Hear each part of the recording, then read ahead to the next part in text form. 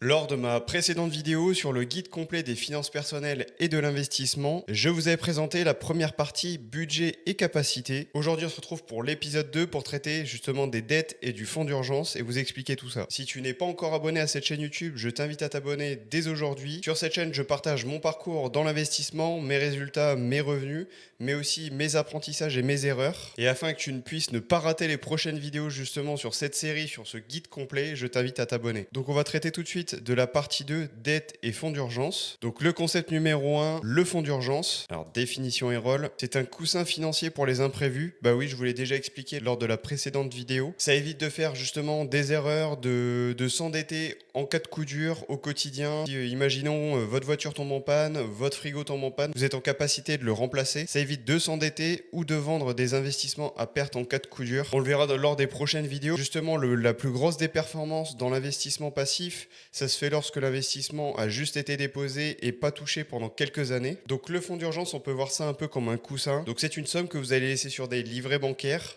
que ce soit livret A, LEP, je vous conseille surtout LEP pour ceux qui peuvent en bénéficier. Combien faut-il? Tout dépend de votre situation, 3 à 6 mois de dépenses essentielles. Et justement pour calculer ces fameuses dépenses, je vous invite à aller voir la première vidéo de cette chaîne YouTube afin de reprendre justement le fait de budgétiser et de calculer exactement le montant qu'il vous faut tous les mois pour subvenir à vos dépenses. Donc là, dans mon exemple, c'est 3 à 6 mois de dépenses. Mais moi, je sais personnellement qu'il va me falloir un apport pour un achat immobilier dans les prochaines années. Donc on va se situer plutôt aux alentours des 1 an afin de pouvoir justement financer cette somme. Alors ensuite, où le placer? Alors justement, vous allez le placer dans des enveloppes qui sont ultra liquides, en sécurité. Donc par exemple livret A, LDDS, LEP comme je vous expliquais. LEP, il y a un meilleur rendement, je vous le conseille. Alors pourquoi on ne placerait pas justement cet argent en bourse? Tout simplement parce que c'est trop risqué, trop volatile à court terme. Prenons un exemple d'une personne qui dépense 1000 euros par mois. Donc elle prévoit donc 3 mois de dépenses essentielles. Admettons, elle dépose ces 3 mois justement en bourse. Et puis au bout d'un mois, elle se rend compte qu'en fait ces 3 mois ne valent plus que 2200 euros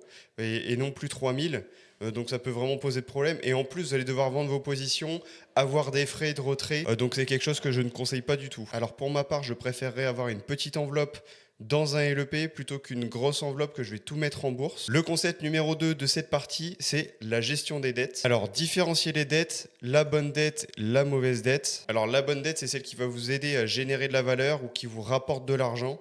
Exemple, un prêt immobilier pour de la location, un prêt étudiant qui va vous permettre de financer vos études et d'acquérir des compétences. Donc au niveau de la mauvaise dette, et ça on le voit encore beaucoup trop, par définition c'est ce qui coûte de l'argent sans contrepartie. Exemple, crédit à la consommation, dette de carte de crédit. Surtout que vous allez avoir des frais supplémentaires par la banque si vous payez des choses et que vous n'avez pas le montant sur votre compte bancaire. Et tout ce qui est crédit voiture, les paiements 4 fois sans frais, tout ça, ça rentre dans la mauvaise dette. Donc si on part du principe justement qu'on a des mauvaises dettes, va falloir trouver une stratégie pour les rembourser. Et pour ça, il y a une règle un peu fondamentale, c'est de prioriser le remboursement des dettes avec le taux le plus élevé. Et il y a une règle qui est vraie, c'est qu'on ne peut pas gagner en investissement quand un taux d'intérêt à 20%.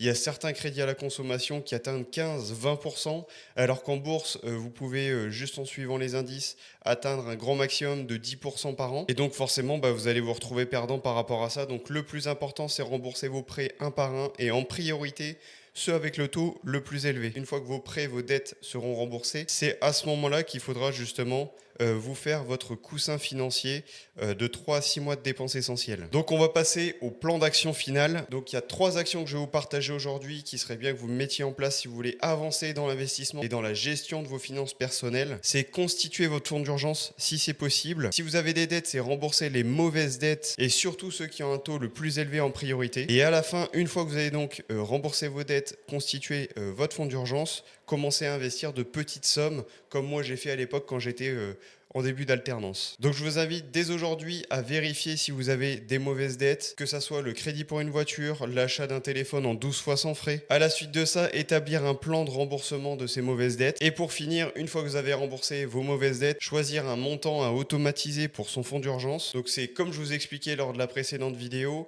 cette fois-ci ce ne sera pas un virement automatique pour investir, mais un virement automatique vers vos livrets tout simplement. Donc j'espère que lors de cette vidéo, j'ai pu vous apporter des informations pertinentes. N'hésitez surtout pas à vous abonner pour ne pas rater la suite. J'ai des liens en description pour Invest. J'ai réussi à vous négocier quelques pourcentages de réduction pour pouvoir traquer votre patrimoine. N'hésitez surtout pas à aller checker ça. Et puis on se dit à la prochaine. À très bientôt.